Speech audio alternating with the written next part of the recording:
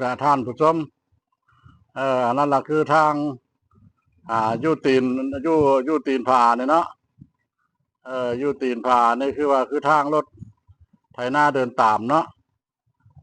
เพิ่นได้มาแต่ให้แต่สวนเนาะหาหลวงหาพื้นเพิ่นจะได้กลับบ้านกลับเฮือนเพิ่นละอืมเอออันนี้ละภาพบรรยากาศเด้อวิว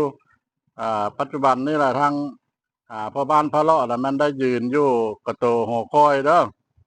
ได้ขึ้นมาฮอดมาถึงหอคอยแล้ววู้เมื่อแล้วเนาะเมื่อแล้วเนาะเมื่อแล้วเนาะ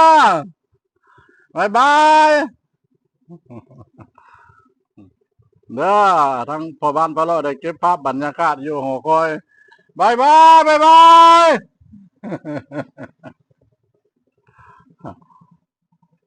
เอาละเพิ่นได้เมื่อแล้วพวก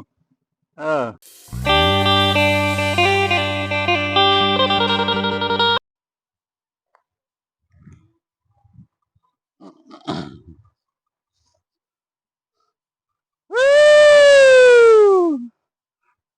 วู้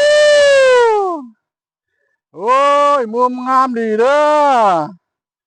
อมุมวิวงามดีพวกธรรมชาติพวกโอ้ยสวยสดงดงามเออมาเด้อมาเด้อท่านผู้ชมเด้อสบายดีเด้อสบายดีเด้อกินข้าวอยู่หอคอยย่าแล้วก็มาเก็บภาพผลก็สิตกขออนุญาตนำผดังกันบึ้มบั้มบึ้มบั้มอยู่เลยเด้อภาพบรรยากาศมุมสูงเด้ออืมเออมันอยากมืดอยากมืดอยากมืดท่านผู้ชมเลย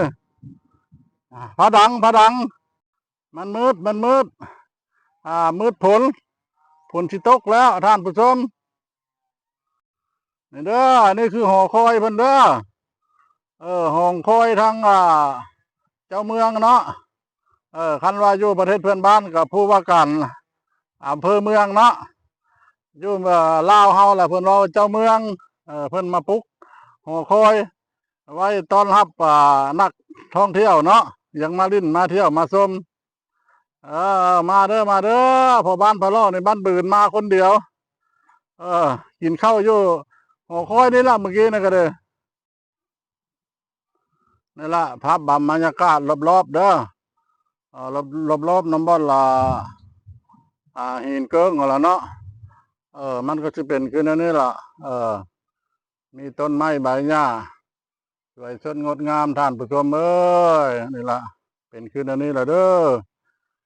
มีต้นไม้นานาชนิดกกจิกกกหังคันฝนตกแล้วก็มาซนอยู่ถ้ำนี่ก็สิบเปียกท่านผู้ชมเลยนี่ละอันนี้ก็คือเป็นปากถ้ำเนาะแต่ถ้ำบ่เลิกถ้าว่ามีผ้าฝนตกบ่อยากไปอยู่ศาลาก็มาอยู่ถ้ำนี่ก็บ่เปียกท่านผู้ชมเลยนี่ละนะหินมันสิสลับซับซ้อนกันไปมีหินดำแน่มีหินขาวน้ำต้นเลยอันนี้ละต้นไม้เด้อต้นไม้ดอกไม้จังมันดอกอย่างมันสิสวยสดงดงามเป็นอย่างนี้เนาะดอกไม้อันนี้ก็บ่เคยเห็นมันเกิดอยู่นำมาด่านนี่แหละเด้อนี่ละนี่นะจังมันดอกอย่างเด้อขออนุญาตนำเด้อหอมเบิ่งจังบาดก็เด้อโอ้ยหอมดีหอมดีหอมดีขอหน่อยเด้อพ่อบ้านพาเลาะขอได้สิเอามือให้ครอบครัวเบิ่งแต่มันดอกไม้อย่างเนาะนี่ละขอแน่เด้อจักคู่นึงเด้อเอามือให้ครอบครัวเบิ่งมันดอกอย่างแต่ชนงดงามเนาะ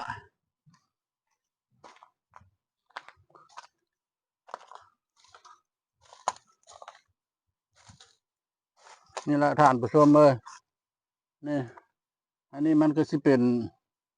จักแม่นบ่อนตัวอย่างนอนเนาะจะแม่นตัวสัตว์นอนเนาะตัวสัตว์มันสิเป็นตัวเยื่อง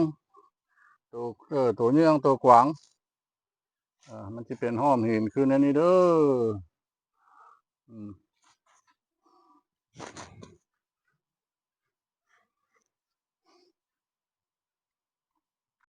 อันนี้อีกเป็นบอนหนึงอีกเด้ออันนี้ก็คล้ายๆคือกันกับด่านเกิ้งเนาะหากแต่ว่าตัวนี้ล่ะสิบ่สูงสิบ่สูงเอ่อมีนี่แหละเป็นก้อนน้อยก้อนใหญ่เป็นพักเป็นห้านนี่ละท่านผู้ชมเลยรอบๆทางข้างมันเป็นขึ้นอันนี้เด้ออันนี้จะอยู่ทางด้านบนสุดเด้อพุ่นละก็ยังสั้นไปต่ออยู่ครับทางพ่อบ้านพ่อเลาะก็สิได้ขออนุญาตกลับลงแล้วเนาะว่าผู้เดียวไปเลิกไปนั้นลายกันอันนี้ก็คือว่ามีหน้าผาอีกอันนึงเนาะหน้าผานี่ก็ถือว่าสูงสั้นตัวนี้ก็เป็นโงนนึงอีกเป็นปุ้มลูกคู่อยู่เนาะท่านผู้ชมเนาะนี่เนาะนี่ได้ละอันปุ้มลูกคู่อยู่ก็คือมักบานเฮานี่นะเนาะหักแต่ว่าใหญ่เออ เป็นตั้งเท่าไรตันอันนี้แหละเด้ออันนี้มันหน้าผาหน้าผาทั้งข้าง